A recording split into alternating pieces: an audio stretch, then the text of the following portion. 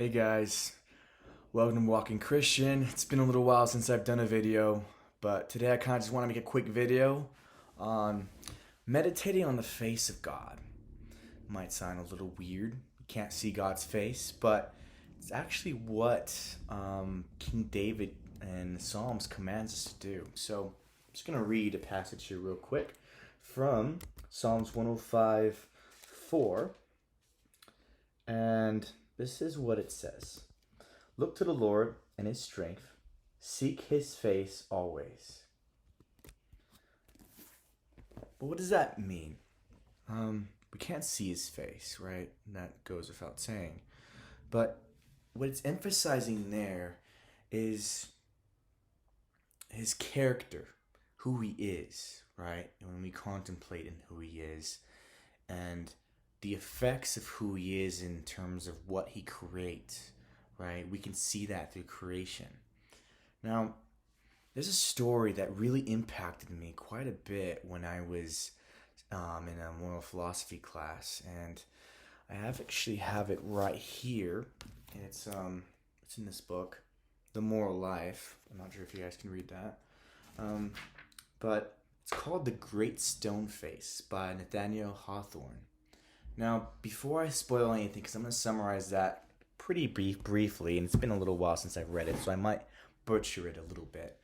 But I would encourage you to stop the video at this moment and then search online for The Great Stone Face, and I think you can read it online for free. It's a short story, about 10 pages long, and I think it's really beautiful. It struck me with a sense of wonder and inspiration to do exactly what happened in that story. So allow me to briefly summarize this. So we have like a village, right? And in this village, in the distance, you can see a face, and it's made of stone, obviously, hence Great Stone Face. And that face kind of strikes the village with awe and wonder. In fact, I think it's best if I read that passage here so you can kind of get an idea of how beautiful it is, right? So from a distance, if you see it from the proper angle, it comes across the face, and it's a natural artifact, you could say, of creation itself, of nature. But it isn't actually something created by a man, but it's something you can see at the proper distance to a certain angle. So it was talking about how the village reacted to it. So it says here, it was a happy lot for children to grow up to manhood or womanhood with a great stone face before their eyes. For all the features were noble, and the expression was at once grand and sweet, as if it were the glow of a vast, warm heart that embraced all mankind in its affections, and had room for more. It was an education only to look at it. According to the belief of many people, the valley owed much of its fertility to this benign aspect that was continually beaming over it, illuminating the clouds and infusing its tenderness into the sunshine. So what was even more captivating about this is that it was attached to a prophecy of a wise man who was supposed to come to this village. And so so what was happening here is that there's a boy named Ernest, and his mother was telling him this story about the Great Stone Face, and basically saying that there is a prophecy, if it should come true, of a wise man with exactly that countenance, with that face of tenderness and love and wisdom. And Ernest would look at it every day. It would fascinate him. He wanted to find this wise man. He was so intent in discovering it because he just wished that this stone face, this person, was real. He wanted to be real. And so he would hear of stories of news reports, that is, of people who were self-proclaimed wise men, perhaps, or at least people who believe that they were wise men anyways, would come to the village, and they would say, "Oh, wow, this is the one that was prophesied. This person is the wise man. He looks exactly like the person in the stone, the Great Stone Face." And so Ernest was so happy. He would run and run and run until he saw this wise man. And there are multiple wise men that came along, and what he realized is that they all fall short of that Great Stone Face, right? They was like, no, this doesn't look like doesn't look like him, right? And so or he it didn't seem like he was wise after all.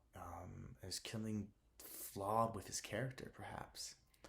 And so eventually, this kept happening. He kept looking at the stone face every day of wonder and awe, hoping one day that that person would arise at that village.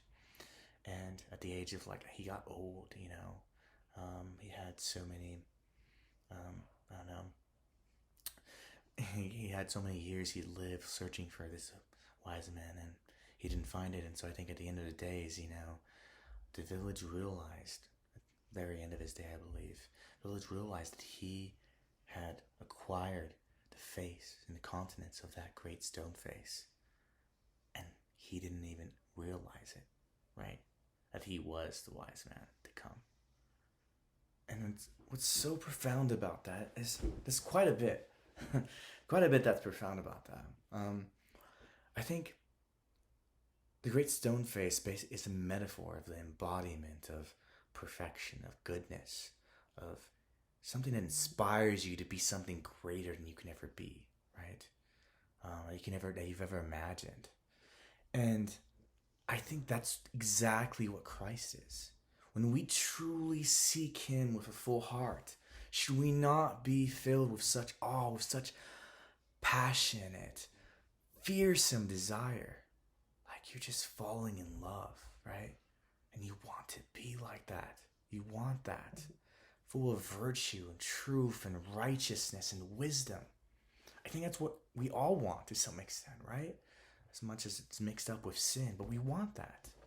We want to be like that. And that's why Jesus commands us to be holy like God is holy, to be like Him, to follow Him. That is our example. We're meant to do the things that He did. We're meant to say the things that He said. These are super important things, and we shouldn't take lightly. And so I would encourage you, if you're not already, to really ponder and think about the face of God. Are we desiring it with a holy, intense fire? Are we desiring with all of our hearts, soul, might, and strength? Are we desiring God to such an extent?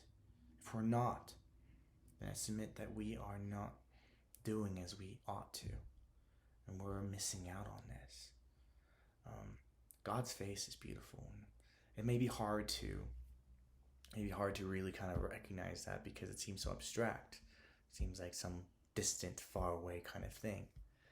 But I would venture to say that it's right in front of us, right? You just look out the window, look at the creation, look at the beauty. You are seeing an imprint of God's face. You're getting a taste of His beauty. You're getting a taste of His goodness. Always ponder upon the world around you, and you will see all of it. You will see all of His goodness. You'll see His wisdom in the things that are made. It's amazing just how much there is to find out and learn about the way the world works. He created that in wisdom, in truth. So if we can just meditate on that, look upon God with intense desire for Him, intense longing for Him, I think God will really satisfy that. He will really answer that. He wants us to seek His face. He wants us to seek His presence here and now. Ask for that in your life. If you're not desiring God, ask for a desire for God, because that's something He gives to you. We can't create it on our own. Desire something that's truly timeless, perfect, and beautiful. We want something that will last forever. Why not sculpt your character in the likeness of God? By simply gazing upon Him, we are educated. Just as the passage there said, you look at that great stone, it's as if you're being educated by the look of it. You'll be educated by simply gazing upon the beautiful, fierce face of God, the loving face of God.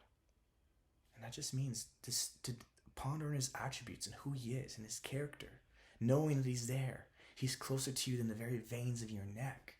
He's that close. So I invite you all to meditate on that every day. Seek His face. And then find yourself molded by it. You're not going to realize it Like, you can't be wise in your own eyes, as Proverbs says. I think it's such a beautiful thing that this old man, Ernest, he didn't realize he was the one. And I think that when we realize that we are going to be made into the likeness of God, we're not going to really realize. We don't be wise in our own eyes. But we will continually seek God, who is perfect in all his ways. And when we continue to love him and his commandments, we'll come to embody that ourselves. And that's a beautiful, priceless thing. All right. Well, I hope you guys are encouraged, and definitely pray and seek God in all that you do. All right. Thanks for listening.